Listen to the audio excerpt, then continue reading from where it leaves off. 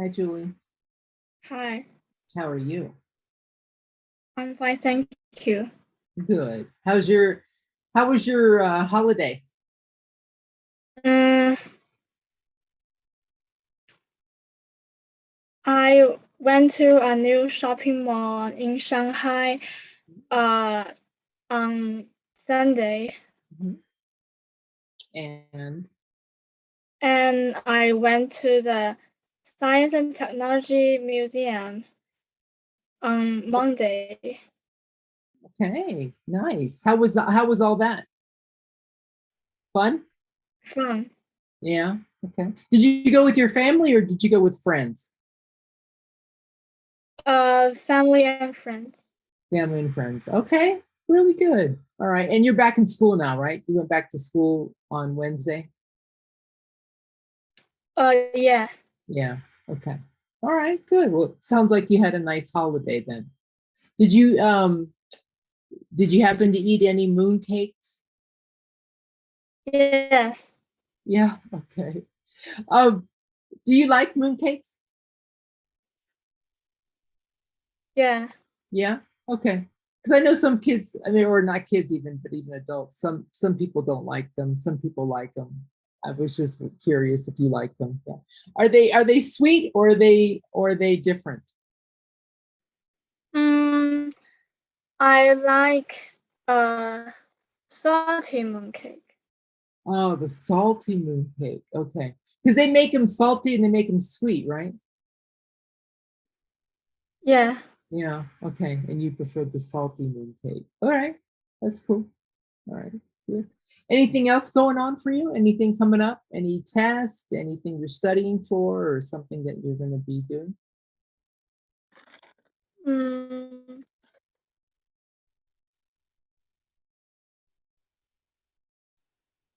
no. No, nothing. Okay. All right. Just the normal stuff. All right. Okay. Well, let's pick up then where we kind of left off last week. Yeah.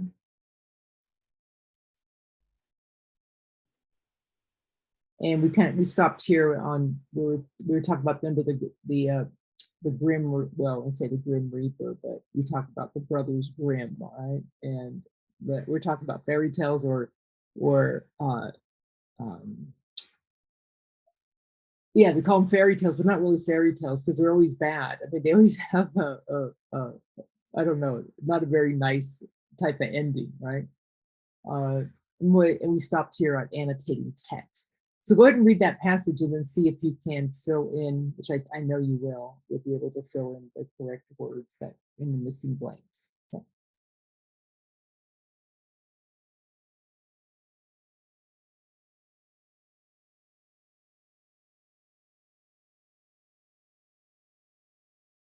And you're gonna start where it says annotating.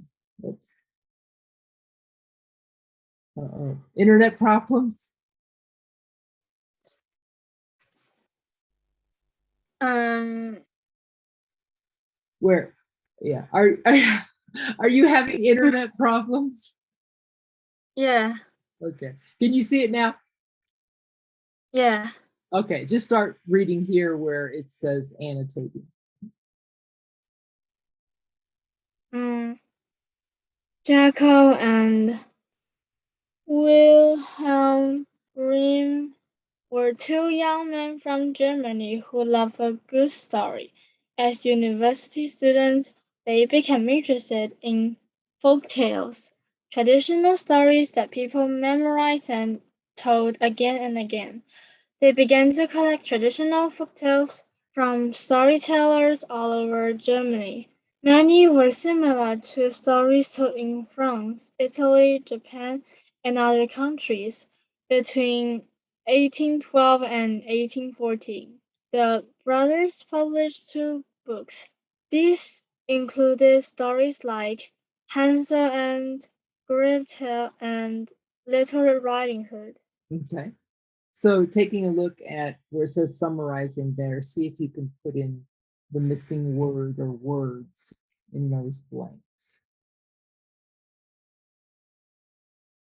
Mm,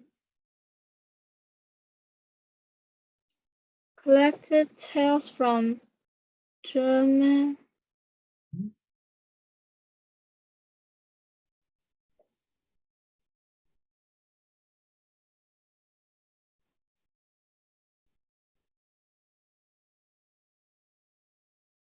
And it's probably, and I think it should say Germany.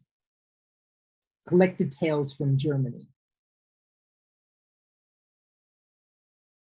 Uh-oh, I think you froze.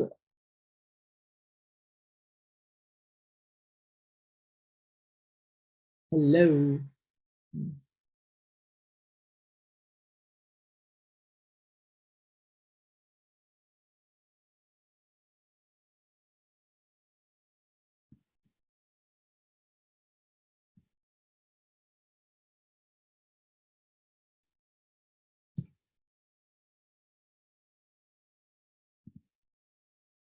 Hello. Hello. There you are. Okay. All right. Number one should say collected tales from Germany. Um,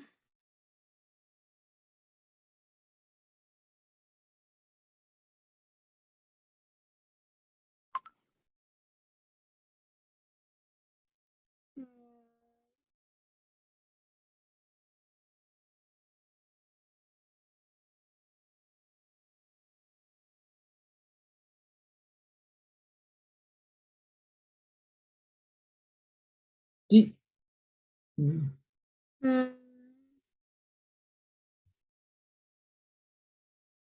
We can look, if you want to look back on page 108, you should be able to see this is the passage that was written. Maybe that'll help you. Do you have this one in your book? Yeah.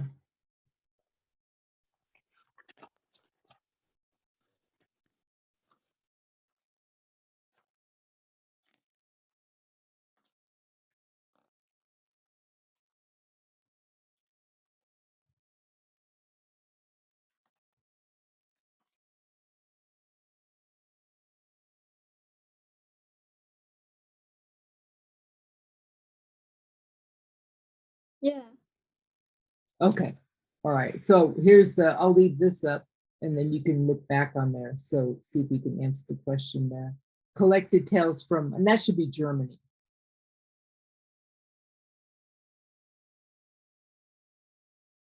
Tales. Collected tales from German. Or German. Yeah, that's fine. Yeah. German storytellers. Yeah, storytellers. Good. All right. Number two. Stories are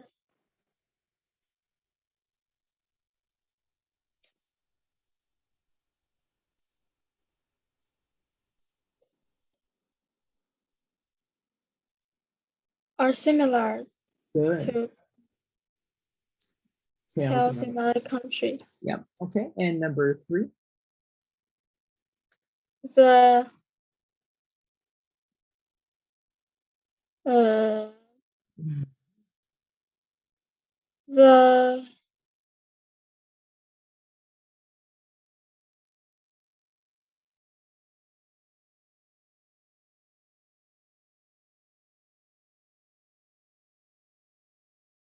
That might be more difficult. Write first for blank and later for blank.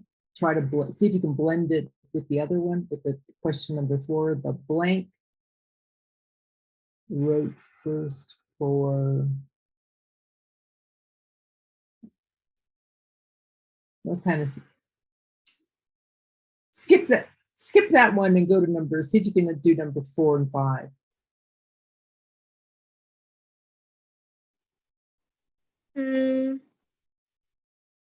wrote first for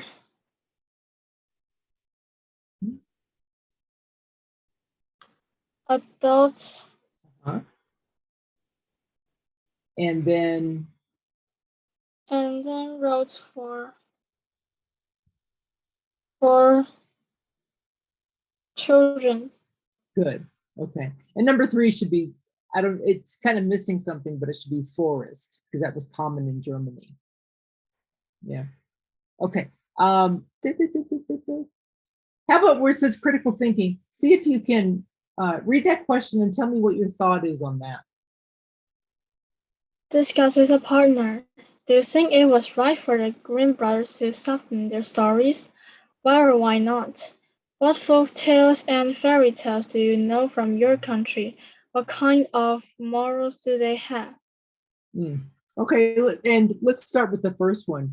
So do you think it was okay for them to, when they say soften their stories, do you know what they mean by that?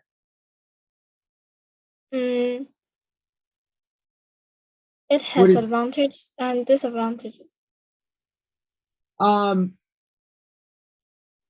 Well, using the term soften, what do you think that means? Where it says they soften, we can see that in quotations. So that's kind of like known, soften their stories. What does that term mean in this context?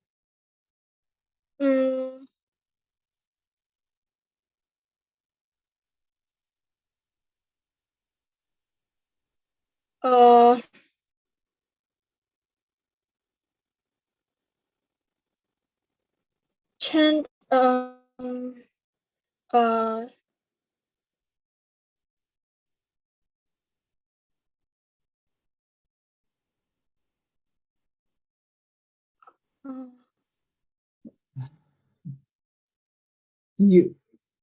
Do you understand it, or is that term not making sense to you?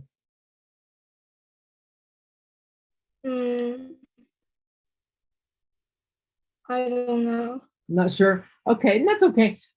We use that term sometimes when we say we want to soften the blow or soften something. It just means that you make it easier to understand, or it's not so violent. Like in here, we're talking about the folk tales, and they used to be written for adults, right? And then they kind of rewrote them for children, and it was so children they wouldn't be so afraid of them. So they softened it a little bit. Does that kind of make sense? Yeah. Yeah. Okay. All right. And I think we talked about this before, like what folk tales and fairy tales do you know from your country, and what kind of morals do they have? Because most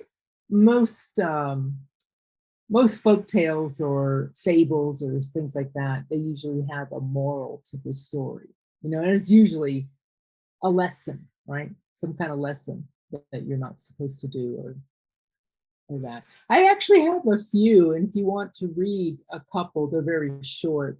I think they're actually they're quite nice, and it's a good way to practice your intonation in your reading. If you want to practice a couple of those, let me know, and we can practice a couple of reading a couple of little short stories that have morals to them. Okay. All right, the next one says vocabulary. Let's go ahead and go here. Finish it. Go ahead and read this, and then I'll have you match the correct word again and choose the correct one. In Finland, there once was an area known as Vienna. Vienna. I know. Here we go with these names again. The people there were great storytellers and had many folk tales and legends.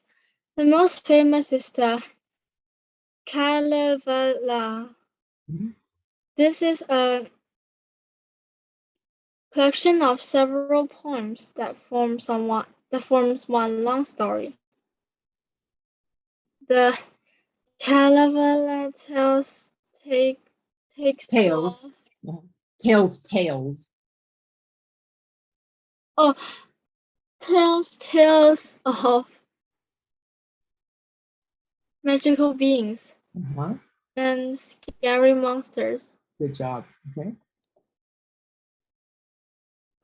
For centuries, Storytellers called rune singers have learned and spoken the Kalevala from memory. Today, Josie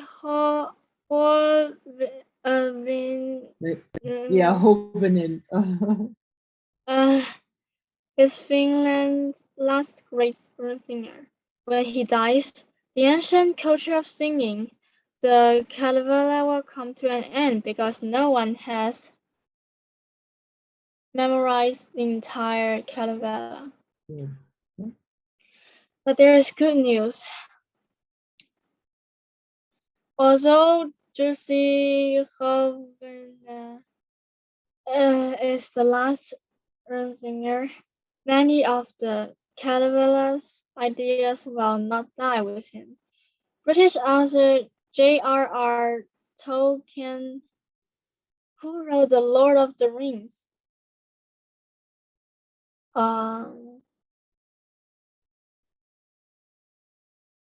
published several stories in which many of the Kalevala's ideas are reflected. Some characters in Tolkien's books also speak a language similar to the ancient Finnish language used in the Kalevala. Okay, all right, good job. And then taking a look at number B where it says the matching there. Do you want to try to tackle that one? Match the correct form of the words in red with A in the correct definition.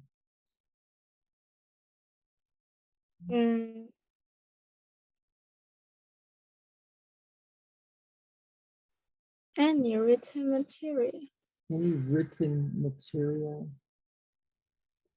It's going to come from these words up here. You read them all correctly, so you chose all the correct answers.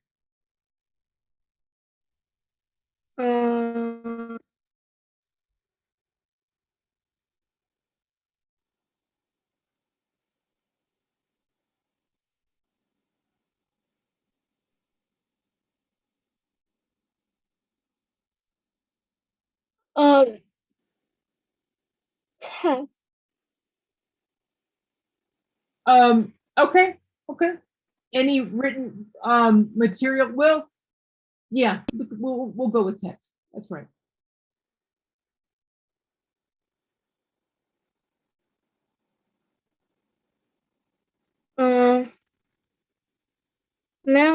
Mostly.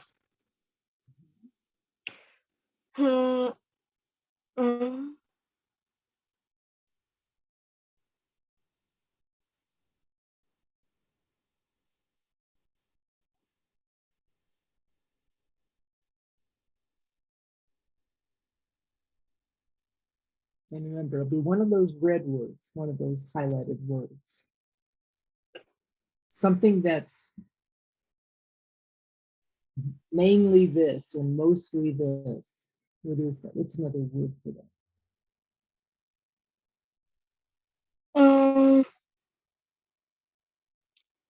Reflective. Not that one. Primarily.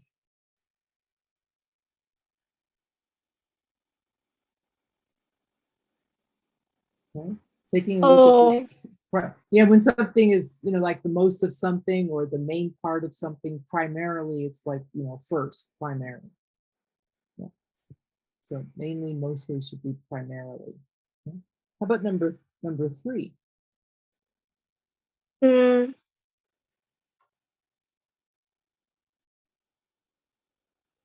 Making you feel afraid. What is that one? Scary. Scary, good. Number 4. Despite. Although. Although, good. Number 5. Right for a particular person or situation.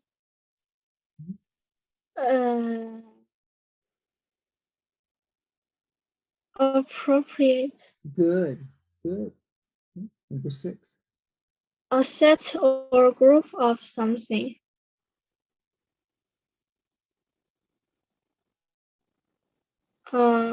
Collection. collection. Good job. And number 7.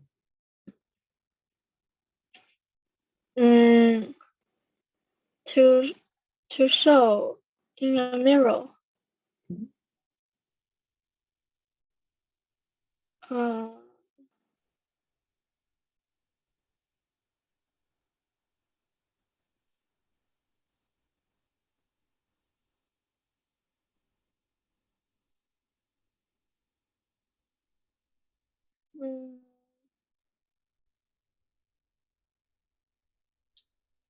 And you can give me the root word if you want. You don't have to say it in the past tense. What happens when you see yourself in a mirror? What do you see?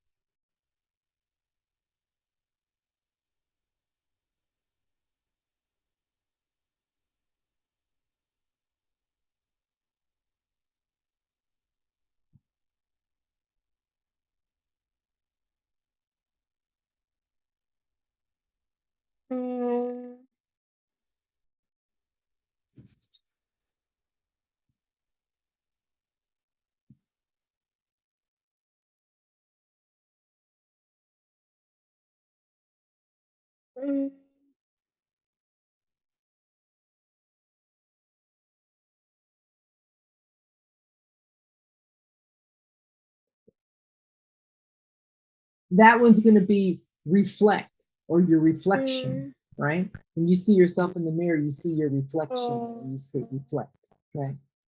And then number 8.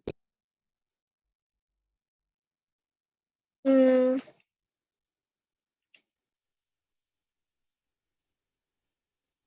learn something so you remember it exactly. Memorize. Good job. Okay. And where it says word link, go ahead and read that little box. We can add n to some adjectives, so to Adjectives. form verbs.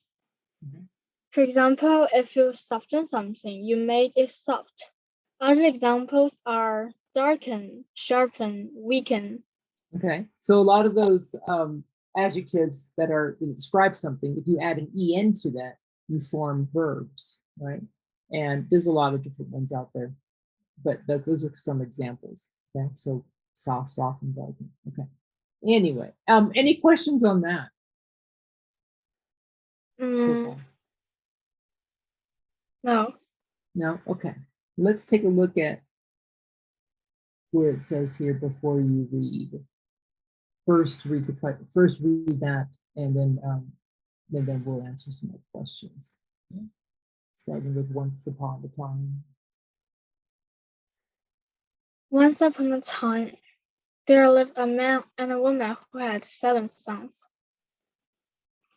The couple wanted a daughter very much, and eventually they had a girl. She was very pretty, and her parents loved her very much. One day, the father needed water for the child, so he sent the 7 brothers to a well in the forest to get it. Once there, though, the boys began to fight, and the water jug fell into the well. Okay. And what's the answer to number 1? How many children did the couple have? 8. That's correct. Okay, number 2. Why were the brothers in the forest? Because their parents sent them to a well to get water. Okay, and number 3. What happened there? Uh, the boys began to fight and the water jug fell into the well. Okay, all right, good job. And then we're going to, it says predict. Go ahead and read that.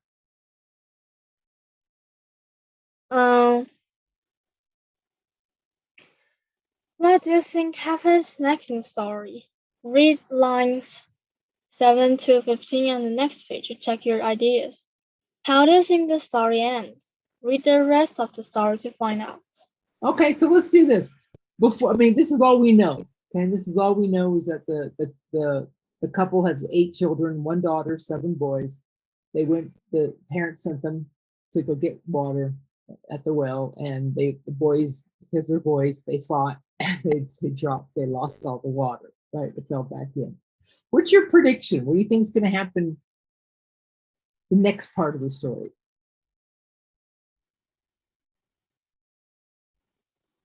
And remember, this is just a prediction. It doesn't matter if we're right or wrong. Who cares? how do you think the story's going to end, or what do you think it's going to happen next? They don't have any water now, right? Because they lost it all because they were fighting.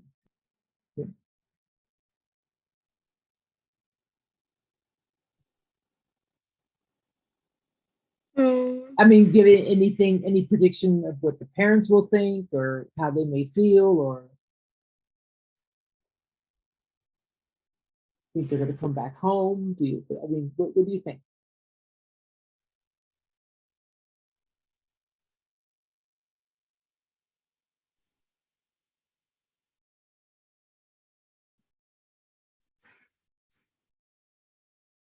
Any idea? Uh-oh, you froze. Uh-oh.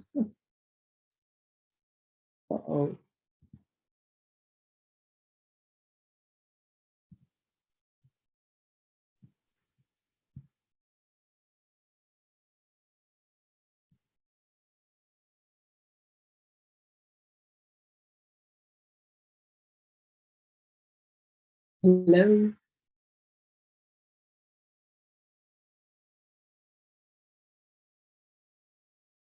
There she is.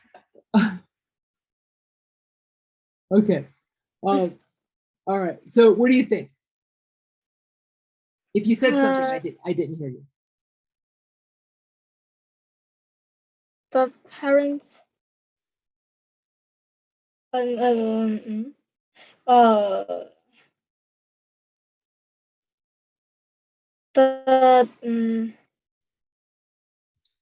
the girl will look for her brothers. Okay. Do you think she's going to look for her brothers? Okay. So let's read the tale of the 7 ravens. Okay. Go ahead.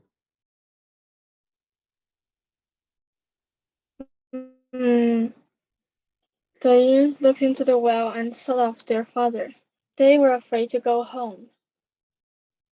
Hours passed. Where are those boys? Shouted the father angrily. They are probably playing a game and have forgotten about water.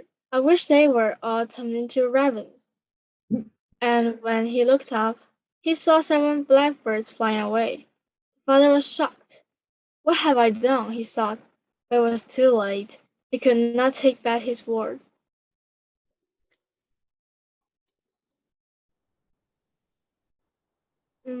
In time, the girl grew up and discovered she had brothers. The story of their misfortune affected her deeply, and she decided to find them. For years, she searched and did not stop. She was determined to find them. Finally, she found their home. To enter, she needed a special key made from a chicken bone, which she did not have. The girl thought for a moment, and then took a knife and cut off one of her fingers. With it, she opened the front door and went inside. On a table, there were 7 plates and 7 cups. She ate and drank a little from each of them. In the last cup, she accidentally dropped a ring that her parents had given her. Eventually, the ravens returned for their meal. girl hid behind the door and watched. When the seventh raven drank from his cup, something hit his mouth. Hit his mouth. The raven recognized it immediately. It was his parents' ring. "I wish our sister were here," he said, "and then we could be free." At that moment the sister ran to them, and suddenly the ravens were human again. The brothers kissed their sister, and all eight of them went home together happily. Okay, so that was kind of strange, huh? Okay. Weird. All right. Let's see if you could choose the best answer. That was funny. All right. What is this story mainly about?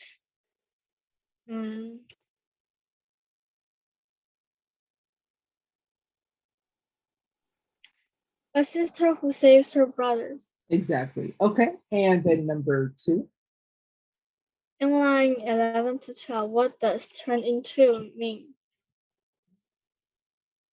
Turned into. What does that Tend to.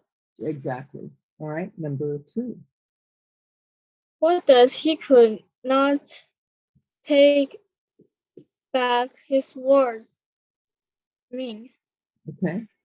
What is that? What did that mean? He could not take back his words. What does that mean?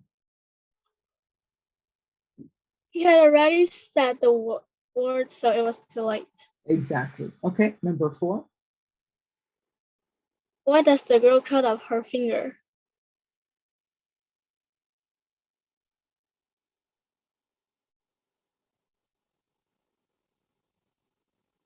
Uh, so she can use it to enter the raven's house. Exactly. Good job. Number 5. What is the first thing the girl does when she enters the raven's house? She eats and drinks. Good. And number 6. How do the ravens become human again?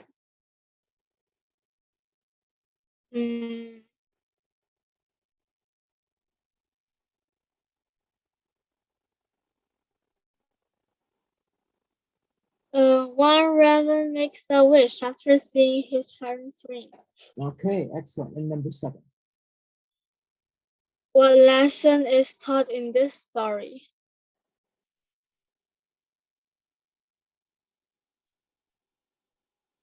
Think carefully about what you say. Okay. Excellent. Good job. And then go ahead and read where it says, "Did you know?" There are many folk tales about animals changing into humans. In Japanese stories, clever fox spirits can turn into beautiful women to trick people. Okay. So that's interesting. So the animals turn into beautiful women. Okay, cool. All right, good job. Eddie, did you like that one, or is that kind of strange?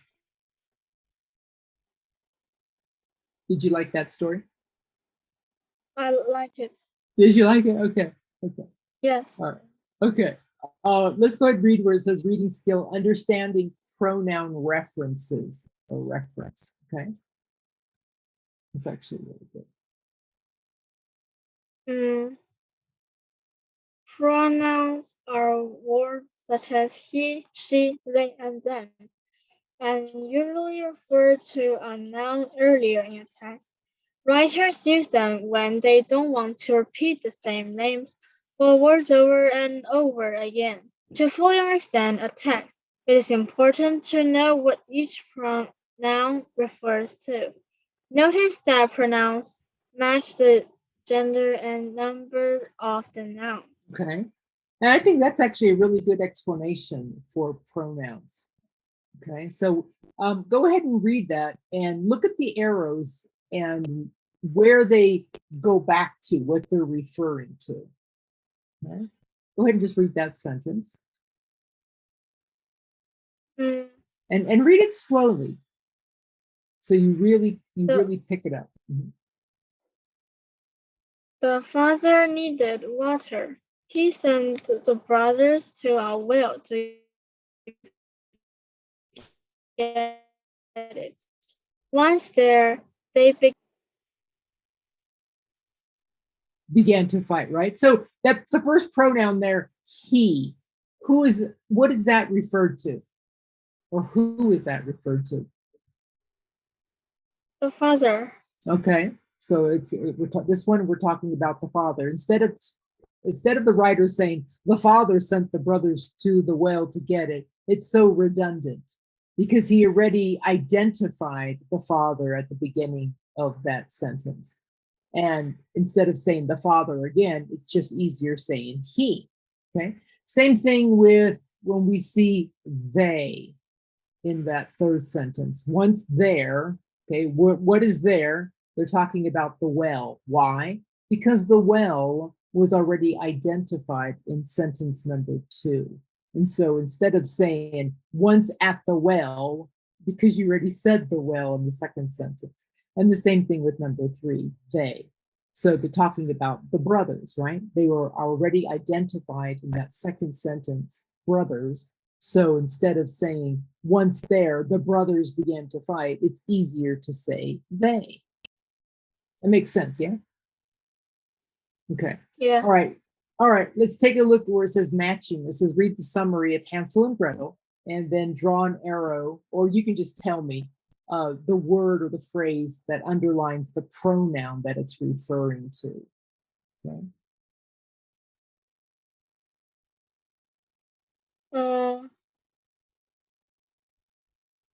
A poor man and his wife had 2 children named Hansel and Gretel. Their mother died when they were young. Their father married again to a terrible woman who became their stepmother. One day, she took the children to the park and she refers to the stepmother. Okay, so she is the stepmother. Okay, and keep going. Left them there. And who's them? The children. The children, right? Okay, good. Okay, keep going. But Hansel had some bread in his pocket and dropped pieces of it on the path so that they could find their way home. But what's it? It is the bread. The bread, right? Because the bread's already identified in that previous sentence. That's our noun, right? And so it, instead of saying, pieces of the bread on the path, I mean, it's just easier to say it. Okay, keep going. However, they ate all their bread. The children were lost. After walking for a long time, Hansel and Gretel saw a house made of chocolate candies and cake. They broke off a piece of it and started to eat. And what is it on number 5? What's it? The house. Yeah. The house made of chocolate candy and cake, right? Okay. And the woman opened the door and let them in. She gave them food and let them stay in the house. Who is she? She is the old woman. It's the old woman. Okay, keep going. But this old woman was a witch. She wanted to make the children fatter so she could cook and eat them. Who's them? The children. The children. Okay, keep going. One day, Hansel and Gretel escaped. They pushed the witch into the oven and shut it. And what is it? The oven. The oven. Good. Good. Okay, and then the last one then? When they got home, they learned that their stepmother had died. Hansel and Gretel stayed with their father, and they all lived happily ever after. Okay, and who is they? They are Hansel, Gretel, and their father. Okay, good job. I really like this exercise. I think it really explains pronouns, or people or people learning English. They really understand pronouns, how we use them in our language when there's an exercise like this, because it just reinforces, it keeps going back to the noun. Yeah. Okay, and then go ahead where it says reference. Go ahead and read that.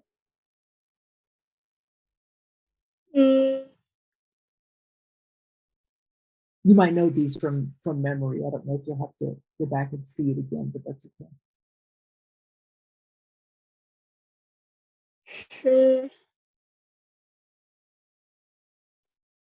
She was very pretty, and her parents loved her very much. Who is she in this? She is the girl, The the daughter. Okay, in the Ravens, right? Okay, the daughter. Okay, and number 2.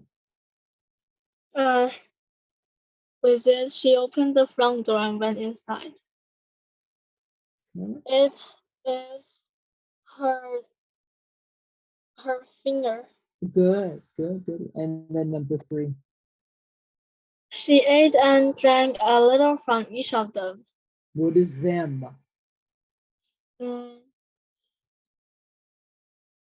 The 7 plates and 7 cups. Exactly. Good job. Okay, and then how about where it says the critical thinking? Go ahead and read that and give me your opinion.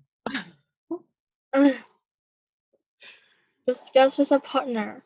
Do you think the father behaved badly in the tale of the 7 ravens? Ravens. Yes. Yeah. Why? Because he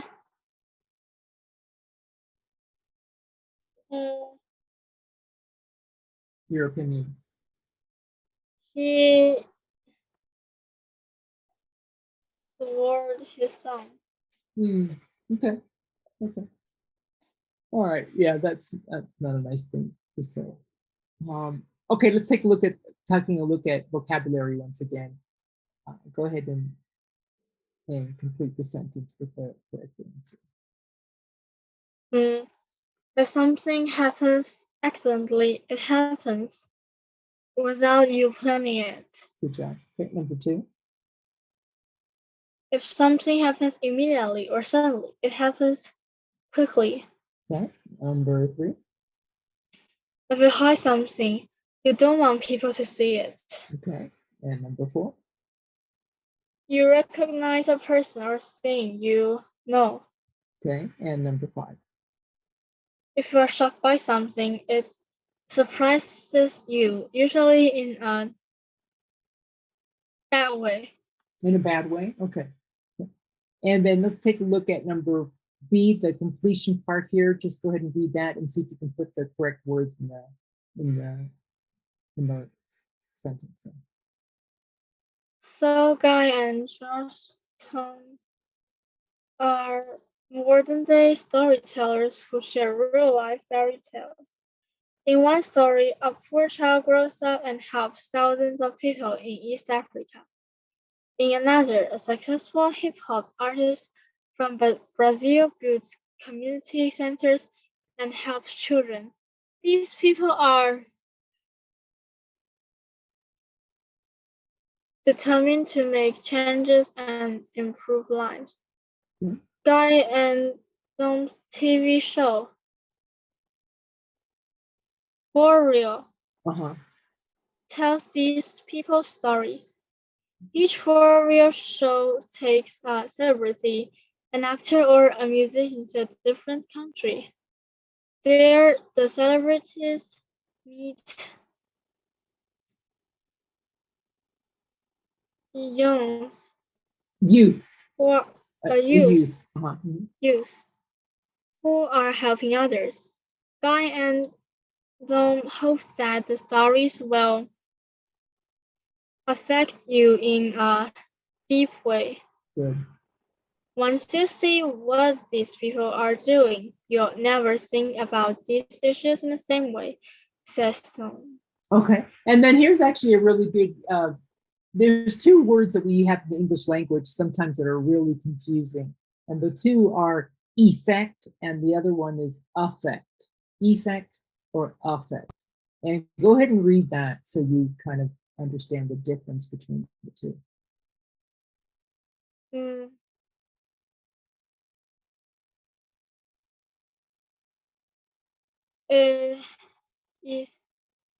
Effects and affect are often confused. Effect is a noun. Affect is a verb. The earthquake affected thousands of people.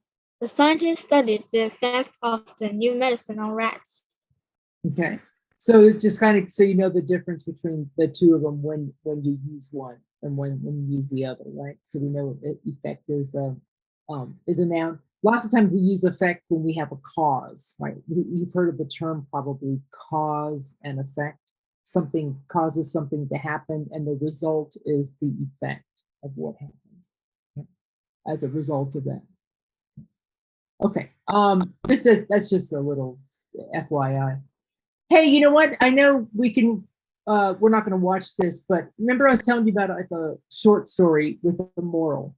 I want you to practice one of these. I just want to see how you read it, and there's always it's always a good lesson to it. I mean, since we have a couple of minutes left, I'm gonna stop us here, but I want to share something else with you because I think it would be good for you. We're gonna do, yeah, they're short moral stories with lessons, okay? And what I want you to do, and they're really short, I might have you do probably a couple of them. But before you read them, I want you to look at the picture, and then I want you to